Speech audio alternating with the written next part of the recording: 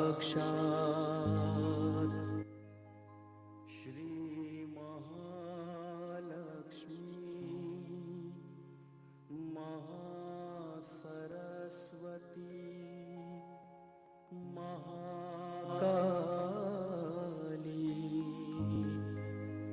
त्रिगुणात्मिका कुंडलिनी साक्षात् श्री आदिशक्ति माताजी श्री निर्मला देव्यै नमो नमः। ॐ त्वमेव साक्षात्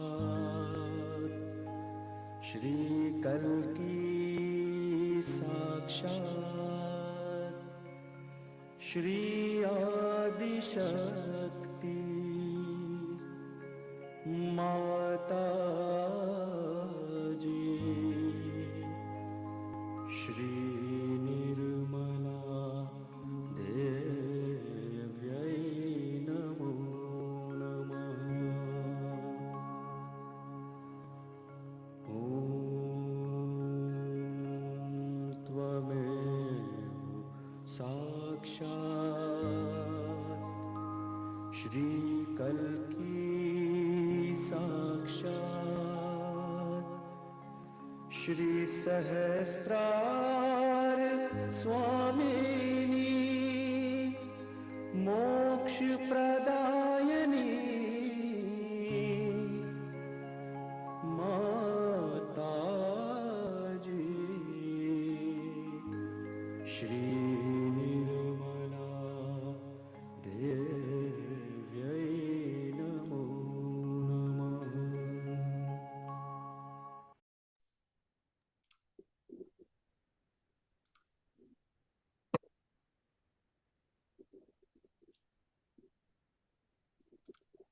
Welcome everyone, and welcome Vara. Hello. Nice you could be here, even though you've been moving house.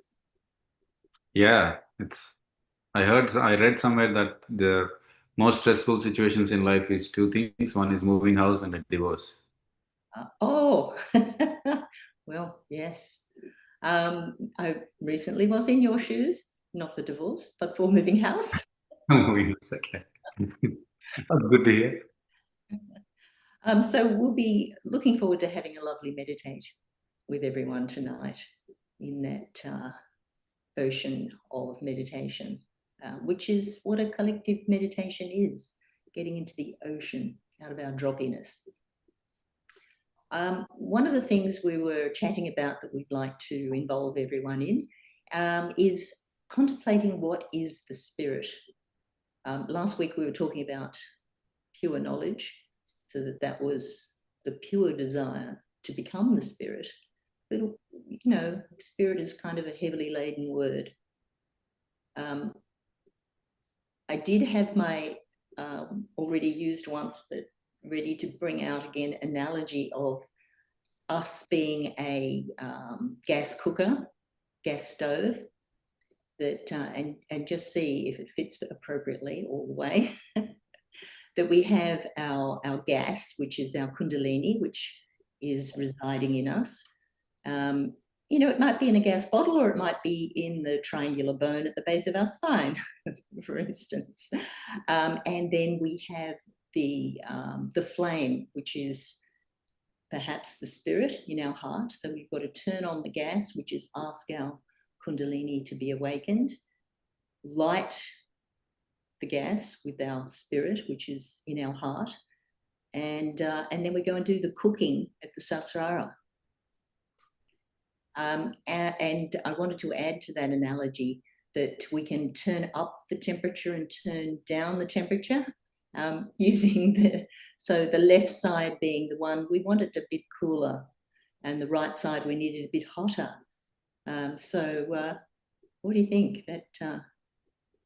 I think that flies, Lynn. I think your house moving has given you some new creativity. I think it works. It's The, shape. when you said left and right, I just thought of this. Sometimes we talk about left being depressive and right being aggressive, and in that we miss that there is also the left and a good right.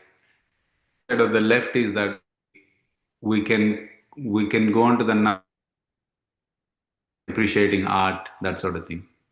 And the right is when you have to make money to bring up your family. So that's something that wants you to do the active thing. Yeah, and also you need the pure desire of your left side and the creativity, as you say, and then the pure action of the right side. So we need those left and right sides to, have the inspiration and then to take the action. So yes, it's true. And ego usually has a negative sense to it. But there is also slightly positive sense is that if the human being didn't have ego, you would still be, I don't know, eating insects or something. You'd be because you want to have a little bit more respectable kind of existence. So your ego does help you only when it crosses the boundaries of overpowering into other people's free will. Then that's probably what a bad thing is. Also on the spirit one, you know. When you when you play games and so on in competitive sport, when somebody crosses a line, usually you hear this comment saying, "Oh, that wasn't in the spirit of the game." Yeah. And So whoever says that, if you ask them, "Can you explain me the spirit of the game?" They can't usually put it into words. It's an emotion that is associated with being good, being right. yeah. Yeah, the right action. Right action. And Lynn, I don't know if you heard of this um, Sanskrit scripture called the Tad Nishkala, Oh, where you see how where the poet Shankaracharya, I think the poet, because it's so hard to define it, what he does is he does a little bit of a mathematical style of negation. So he removes everything. Like, sometimes we create our identity based on our job, based on our relationship, based on the food that our culture eats, based on death, based on life, based on motherhood, fatherhood. So in that poem he goes, I am not this, I'm not the fatherhood, I'm not the motherhood, I'm not the hunger, I'm not the job I do, I'm not this birth. And when you remove all those layers, what is left is a spirit. Wow. It's called Tadnishkala, written by Shankaracharya, and I think it really helps when you're getting carried away by emotions sometimes that are foisted upon you because of others' behavior, or that you are foisting on other people because of your ego. So I thought that's a good explanation of the spirit. Yes, and it's also something that, if you keep recalling things that you've done and feeling guilty about it, that's a good way of saying, well, I'm not my past, I'm not the actions I've done, I'm not the mistakes. And Right. it can kind of get you out of a lot of things. Really nice. And then when you can't think of anymore, what is left is what is the spirit is. Yeah. And the fact that spirit is the thing that, this is theory, we don't actually know because we don't recall doing this, but when we die, it's the thing that goes with us. Yep. We go to another life, should that be the actual thing. Hopefully the heaven, Lynn. Or hopefully go straight to heaven. Yeah, forget it. All right. So you said today, you're mentioning that today you're going to play Shri Mataji's speech, which is about 25 minutes. It is. So because it's a little bit of a shorter talk, it'd be nice to just experience the whole talk. So if everyone's happy with that, we might just mix it up a bit and go straight to the talk, because Shri Mataji just takes us, she talks about the spirit and takes us to that point where we want to go into meditation, and likewise, if you need to get your self-realization, she takes you to that point of why you need your self-realization. So yeah, let's not talk too much more. Would you say we have to remove our shoes and put our hands in that position? That because when we're listening to the talk, we are actually in meditation. And so nice to be in touch with the earth, just seated either on the ground or with your feet flat on the earth. So we're taking the help of the elements to take us to a meditative state. And also, Vara, we can take our glasses off. Oh, that's right. Why do we do that? Is it so we don't have... that pressure on so you have this energy center, which is number 6, called Ajna. Yep. So when you have the glasses on, it's a little bit constricts that place. Oh, okay. Oh. So you that's all. I wasn't sure. All it's right. It's not a deal breaker, but no. Why not? Things if you're presenting Vara, perhaps. So everyone will just go straight to the talk now. Just relax and enjoy. Try to keep your attention up above the thinking. And I'm saying that to myself as much as to anyone else. So I'll just share that talk now. And we'll talk to you at the end for a nice meditation.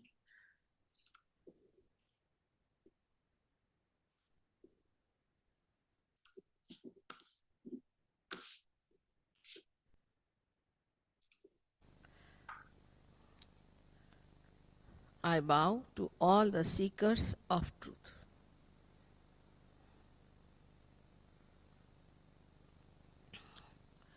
As I told you yesterday, that truth is what it is. We cannot transform it, we cannot change it, and we cannot know it at human awareness.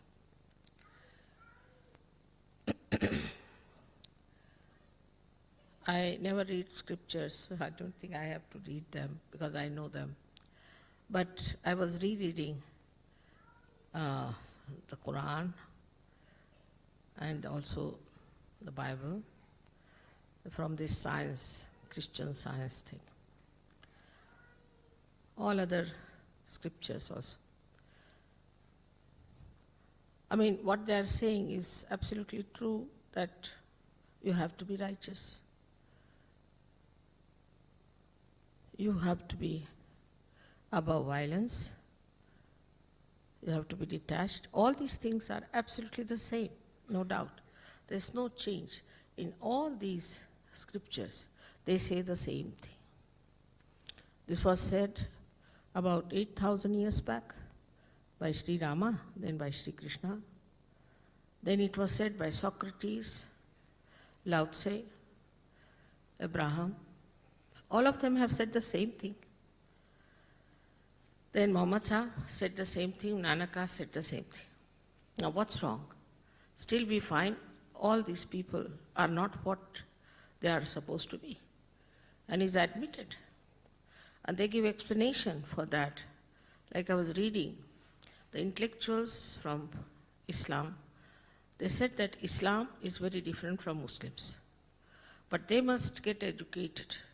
If they get educated in Islam, they'll be all right. I've seen many Islamic people who are very well educated. There's nothing of the kind. They are just like anybody else in any religion whatsoever. So what is the missing point? That we should find out. Why everything has failed. Also, I was reading your Archbishop here was saying that we are full of violence. We have child abuse, we have domestic violence, other violences. So much it has increased. Why? Despite all these teachings, all these sciences, everything, the Islam, the Buddhism, the Anatherism, there's no end to it, Jainism, all and books after books and libraries full, saying the same thing. Then why is it that nobody has been able to establish that kind of a society which is being predicted and promised? The one thing they have missed is that you have to become yourself. You have to be born again. As in Sanskrit language, a person who is a realized soul is called as Dvijaha. Dvihi means twice, Ja means born. And also a bird is called as a Dvijaha because it is first an egg and then it becomes a bird. So this is the point we have missed in all the religions. There's nothing wrong with the incarnations, nothing wrong with all the prophets and every one of them. What is wrong is that we human beings have not achieved what they said. And that's why whatever we mentally know, everything we know mentally, by heart, there are people I know who can recite Bible, recite Quran, recite Dhampad, everything they can recite. But nothing goes beyond that. It has to come to the heart. That's the spirit. Because we have not become the spirit. We cannot absorb it into our being. Our religion stays outside, we remain outside. It has no control over us because the self-control is only our ego that controls. But the self-control means the control of the spirit is not there. Unless and until you become the spirit, and the spirit comes into your attention when you are completely enlightened, then you just don't do wrong. You cannot think of these things. You become righteous automatically because you are in the light. Without the light, in the darkness, you cannot achieve that whatever is promised. You may be good in one thing, but in another thing you may be bad. You might be very good for some moral things, then you will be very bad in legal things. It will be not a perfect personality as being expected in those scriptures. The reason is the equipment within us is the spirit. And if we do not use that equipment with this mind, we will just have mental projections. And that is the problem of today's religions. There's nothing wrong with them. They are all just the same, saying the same thing, I am saying the same thing. The difference is, in Sahaja Yoga, we have been able to establish a society of people in about, I think, 62 countries we are working, but 52 countries have got very good centers. People who are absolutely moral. Absolutely. Christ was when he said such a subtle thing about morality, thou shalt not have adulterous eyes. Now, for a person not to have adulterous eyes is an impossibility in the West. The whole system, the whole culture has become adulterous. Now, Christ, I must say, the subtlest of subtle on morality, subtlest of subtle. And when he said that, he was expecting that kind of a society where the eyes become innocent, absolutely innocent. You'll be surprised in Sahaja Yoga, we have achieved that. Thousands of people, thousands and thousands, have got those innocent eyes. We don't have this flirtation, this nonsense, one man running with another man's wife. And all that nonsense is finished. That never comes into their minds. They lead a very good, happy married life, and they have very beautiful, realized souls born to them. Such a beautiful society has been formed. No question of child abuse, no question. Nobody can even think of it. They all have become so righteous. They are from different countries, from different races, different religion, different races, everything different. But as far as morality is concerned, as far as legal life is concerned, as far as violence is concerned, they are above everyone else. And the way they live, you'll be amazed that when I first went to Russia, 25 Germans flew down to Moscow.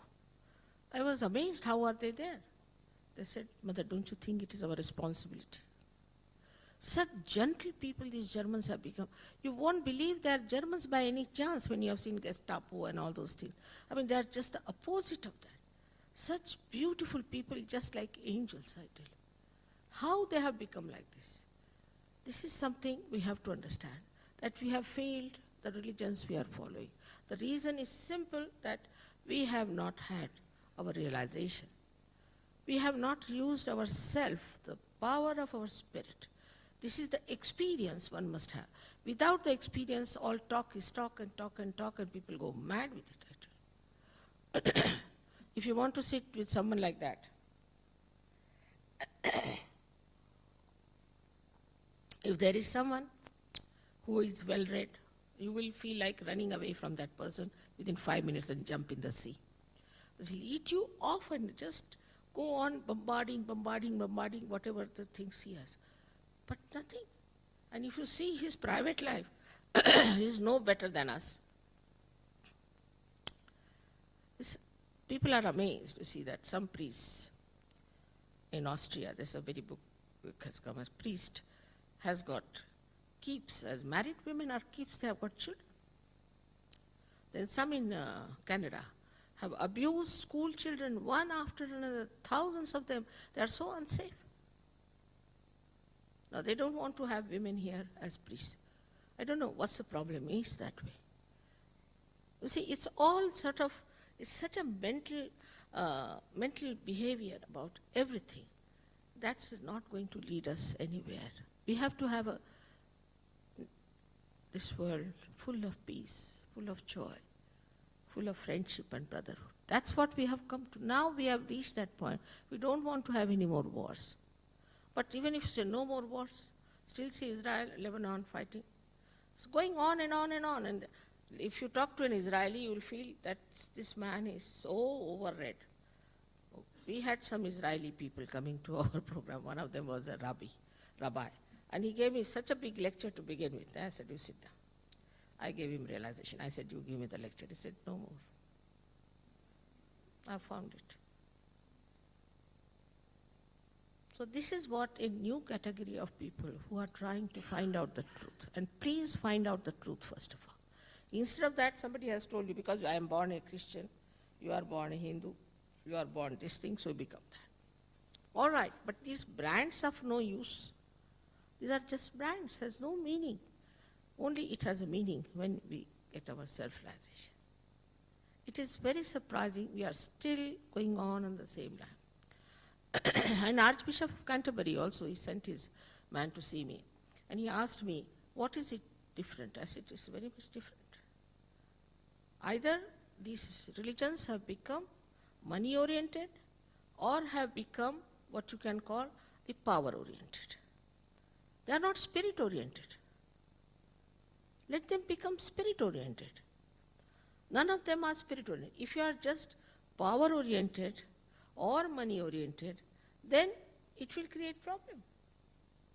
So, but still they think they are doing well. They are all right. I personally think that all of you who are now here should get your self-realization, and then you see Christ. Then you read Bible. Then you will know what it is. Every word is like a chanting. Every word has a meaning.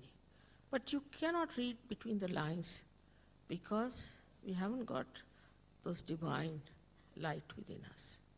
Just also so many false gurus have come, false people, this big name, that big name, such huge big names you don't know. In America there are organizations which talk of the universal, divine, light, this, that, everything universal. Nothing is universal in them. So by just taking a big name or making a big money, it is not to be achieved.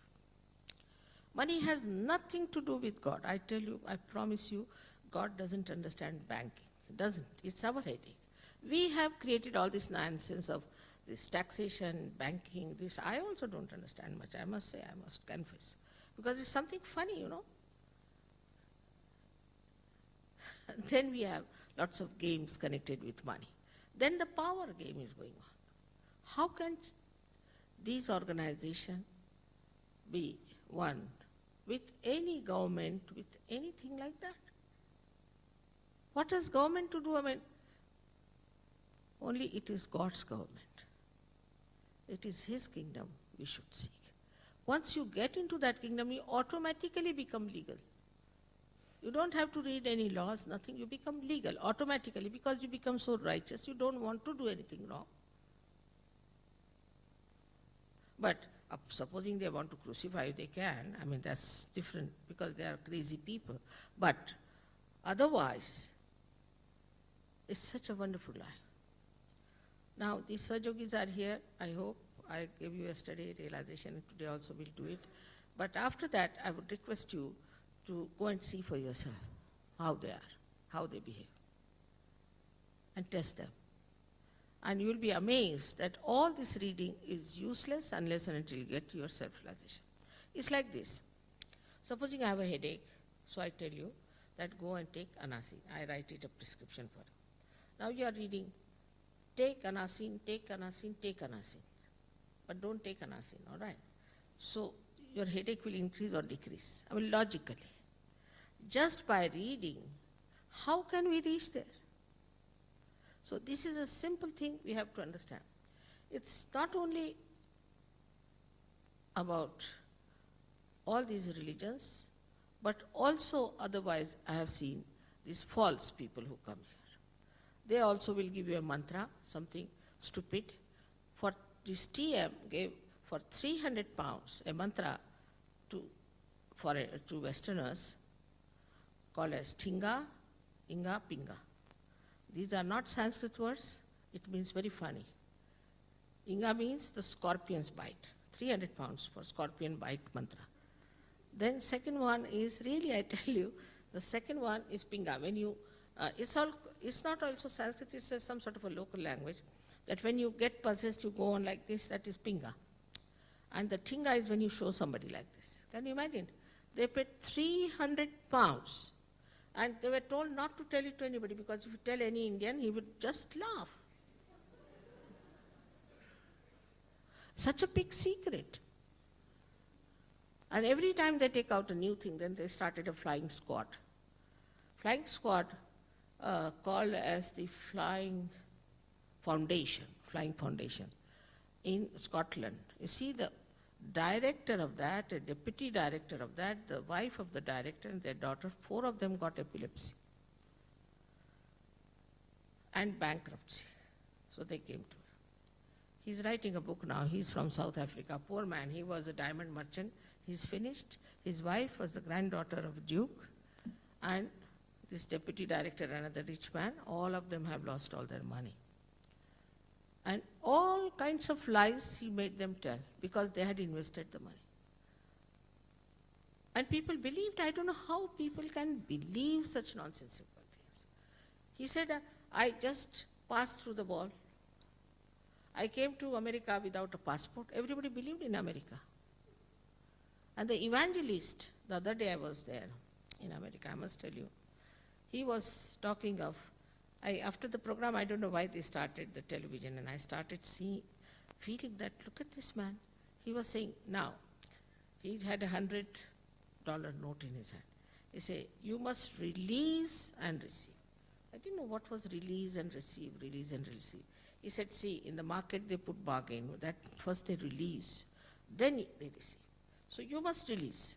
So you must release $100 to them, these persons, the phone number, everything coming up.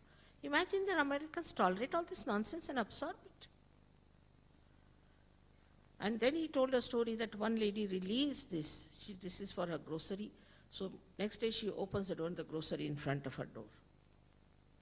Can you imagine such a nonsense? And they tolerated it. Such a blatant nonsense, I tell you, and the Americans digest it. All these talks, you should not digest. You must think for yourself and for your benevolence. No use belonging to anything. You belong to yourself first of all. And you should know that you all can become the self and you can be enlightened people and have all that has been promised to you in all these scriptures. You will enjoy the kingdom of God and you will see for yourself that you will get it. For that you cannot pay. I have already told you cannot pay. So it is as simple as that, and it works out in a very simple manner. But you must have strong desire to have this realization, that's all. Yesterday I told you that I'll tell you about the spirit, the nature of the spirit. I've been traveling and talking. The first nature of spirit is this, that when it manifests in your attention, then your attention becomes enlightened. And you can feel on your central nervous system, this all-pervading power about which I told you yesterday, which is the divine power, which does all the living work, is the living God and His living power. First time you start feeling, yesterday so many of you felt cool or a hot breeze-like waves flowing into your hands. That should happen. Then, this is first thing that happens when you become the spirit, means the awakening takes place. Then secondly, you become absolutely thoughtlessly aware. Thoughts cannot bombard you anymore. Because as you have seen here, this on one side is your conditioning, another side is your ego. That covers. Now, it is meeting here. In between is the limbic area. In medical terminology, is limbic area. But we call it as Sahasrara with 1,000 petals. Now, what happens that when this center, Agya, that is the center of Christ.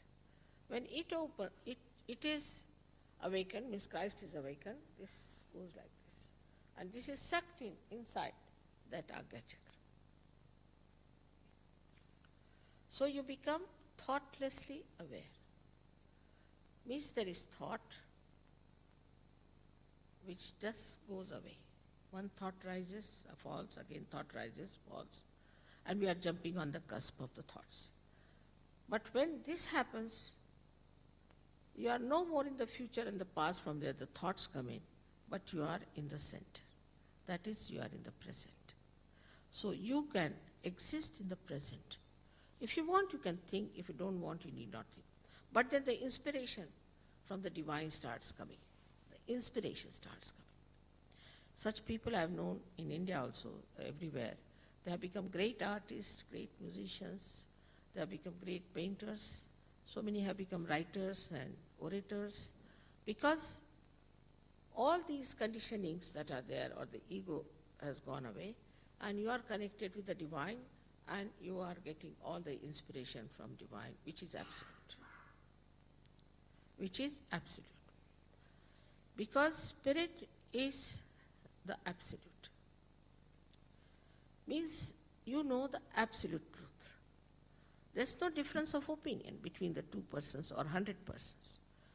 Whatever they know about women, supposing some lady is there and you want to feel her, say, chakras, everybody will say the same thing. Everyone will say that this is the center. If they say so, this is the center, everybody says the same thing, means that they know the absolute. There is no quarrel about it, no fight about it. They cannot quarrel because they know the whole thing. Now supposing, as I said, I'm wearing a white sari, everybody sees that, all right, it's a white one. So as you see it, that's how you know. And then what you talk, you walk. You just don't talk, you talk the same way you walk. What you read, whatever are the precepts, become your practices. Automatically. You don't have to do it. I don't have to say, don't do like this. As a result of this happening, first of all bad habits drop off. You'll be amazed in England. Drug addicts came of the worst type and overnight they dropped it. Alcoholism or overnight. I never said don't do. If I said don't do, means half of them will walk out. But it just works. It is your own power. It is your own spirit that manifests it. And that gives you this special power by which you are really empowered and you can do anything that you want to, which is for your benevolence. You just drop out things without any difficulties, without any problem. As I told you also that people have been cured of incurable diseases. But that has nothing to do with me. It's your own Kundalini, it's your own power. But the spirit, when it gives you a complete, perfect idea of truth, you just have to know how to overcome or how to correct your own centers. And that spirit vibrates with this cool breeze. As soon as you are corrected, you find all your fingers are flowing all right, it's working all right. And you feel extremely joyous because that is the nature of spirit, that it is joy. It is the ocean of joy. Joy is not like happiness or unhappiness. When ego is pampered, we feel happy. When it is hurt, we feel unhappy. It's not like that. You're above it. And you witness the whole thing like a drama. And you are always in the ocean of joy. That is an experience you have to have. It is so wonderful that such a time has come now for us to take to ourselves. This is the way the last judgment is going to work out. Last judgment doesn't mean that we'll be weighed. No, it doesn't mean that. It means this Kundalini will rise and she will tell herself what's wrong with you. Even in Quran is written very clearly that when the time of resurrection will come, your hands will speak and they'll give witness against you. This is what Sahaja Yoga is. Even in Buddha Dharma, they have said that Bodhisattva will be coming. Bodhisattva means a person who will not only make you realize soul, but also teach you how to give it to others, to the society, to the nation, to the world. That is the Bodhisattva.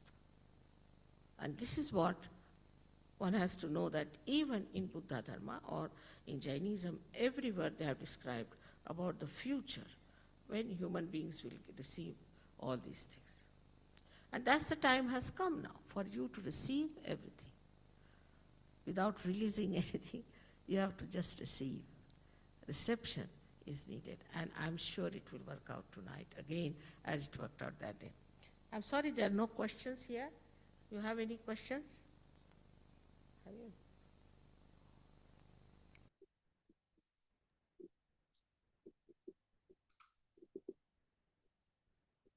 So that was very nice. Vara, would you like to just get us into meditation and also just light that stove for anyone who hasn't got their self-realization? We'll be able to strengthen and begin our self-realization process if it is, in fact, your first time with us.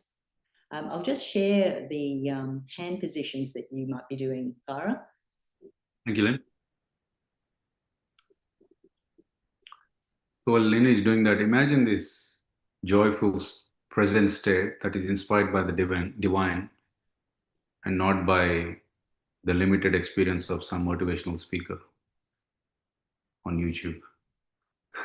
So what we'll do is we'll put our hands on the lap facing upwards. And if you're sitting on the floor, you sit like that. If you're sitting on a chair, please take your shoes off. And we'll go through each of those positions. So I will say something like, let's do the first step and then describe it. And if you're not sure where the hand should be, you can just quickly open your eyes and look at the picture and then go back to closing your eyes. Let's keep our attention on top of our head. Take a nice deep breath.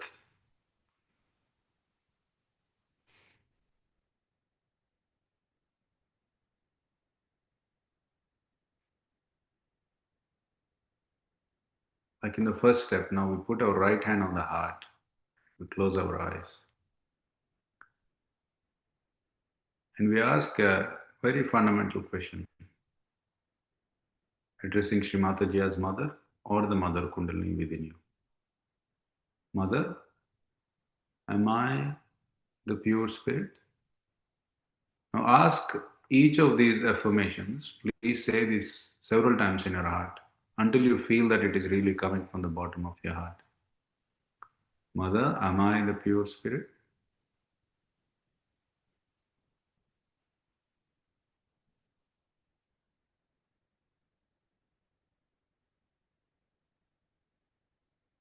Mother, am I the pure spirit?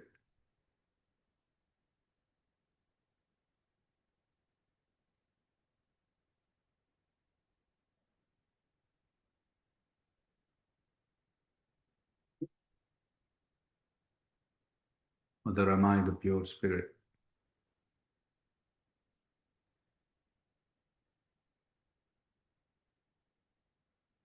You bring your hand back to the hand down to the left side of the stomach.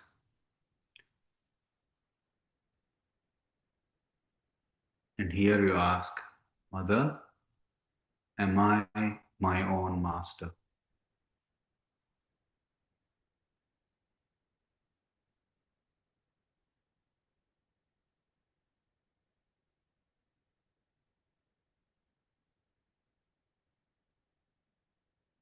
Mother, am I my own master? Mother, am I my own master? Mother, am I my own master?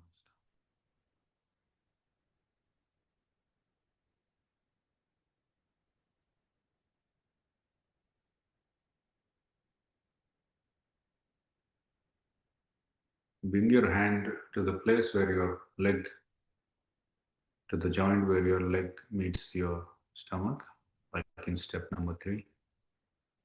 And here you ask for the pure knowledge.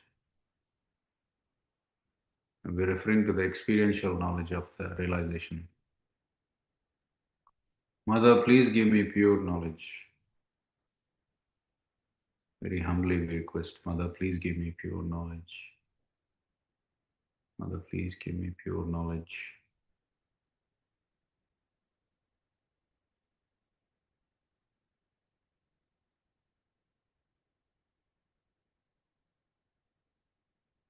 Now we bring our hand back to the left side of the stomach. Step number 4. Now that you have the pure knowledge bestowed to you by Mother Kundalini, you say, Mother, I am my own master. Several times, Mother, I am my own master.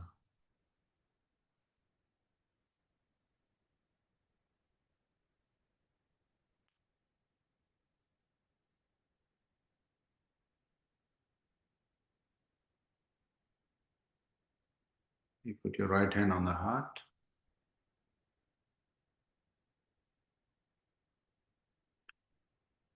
And here you say, Mother,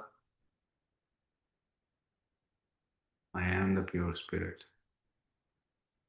Remember that we are not all the things we think we are, none of those identities. So we say, Mother, I am not the Mother, I am the pure spirit.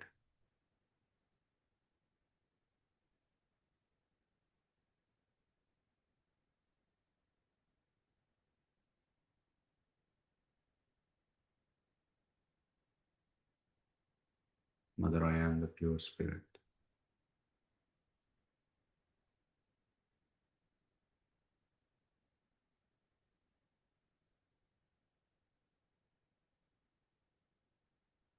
Now you put your right hand on the left side of the neck,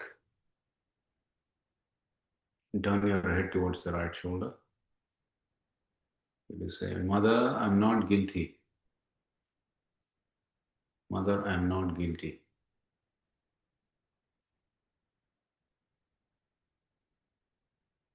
Mother, I'm not guilty at all.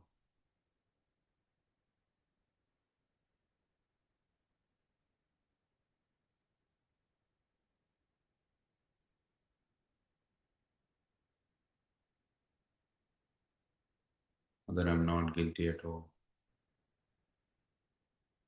You place your right hand on the back side of the head. Lift your head towards the sky, eyes closed. Mother, please forgive me for all the mistakes in the past. Mother, please forgive me for all the mistakes of the past.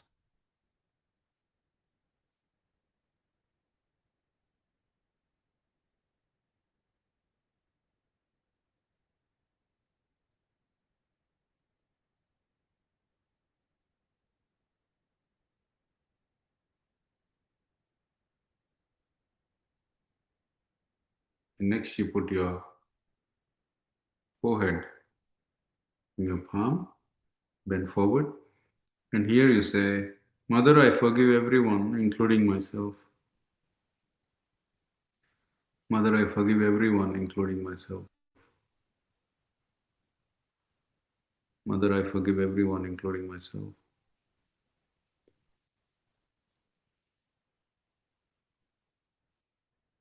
Mother, I forgive everyone, including myself. It's very important, this step.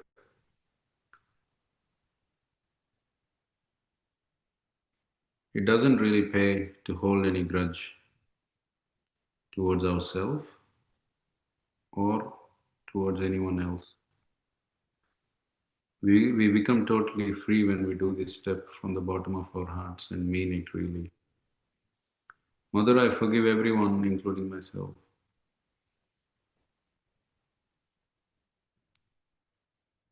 Then for the final step, you place your hand on top of the head. Here you say, Mother, please give me my self-realization. Mother, please give me my self-realization. So please give me my self-realization.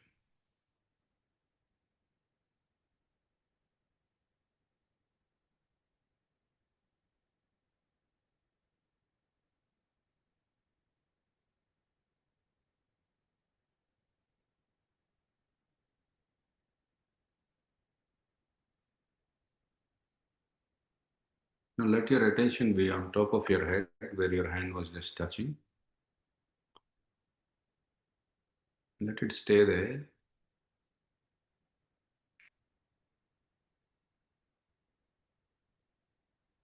Just experience the silence for a few minutes.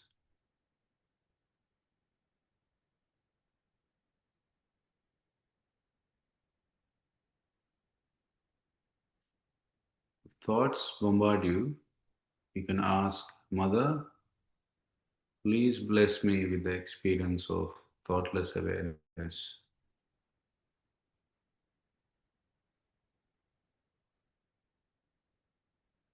Mother, please bless me with the experience of thoughtless awareness.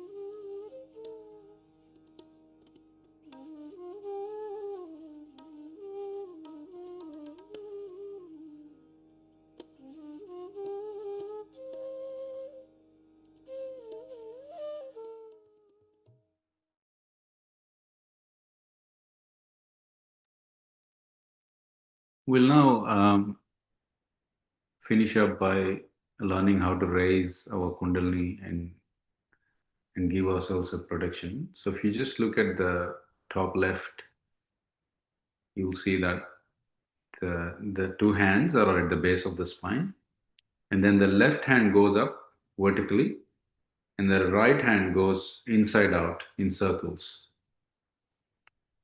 So if you can do that, so left hand stays at the bottom of the spine, and the right hand starting from inside goes out and in. So it makes circles, and then you go up.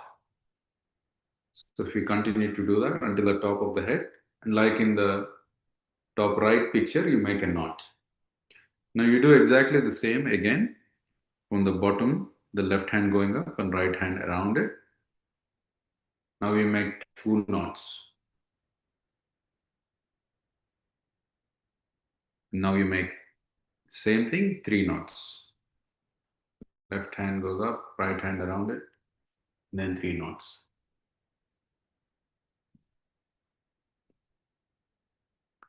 Now once both the hands have come to rest, you see the left hand is on the left knee and the right hand goes above the left on the side, and then you make a semicircle, a horseshoe to the right side and then back. Now you do that 7 times. So one semicircle counts as 1. So you do that 7 times.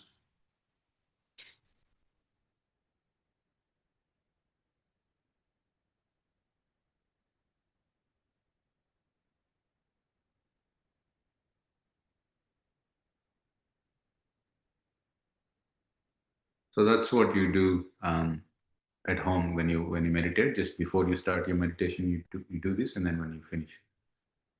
So what I'll do now is continue the music that I stopped, and then it finishes in about 10 minutes. So if you would like to stay and meditate a bit longer, you're welcome. Otherwise, we'll see you next time. Thank you and good night. After the music stops, we'll shut down the session. Let me share the music again.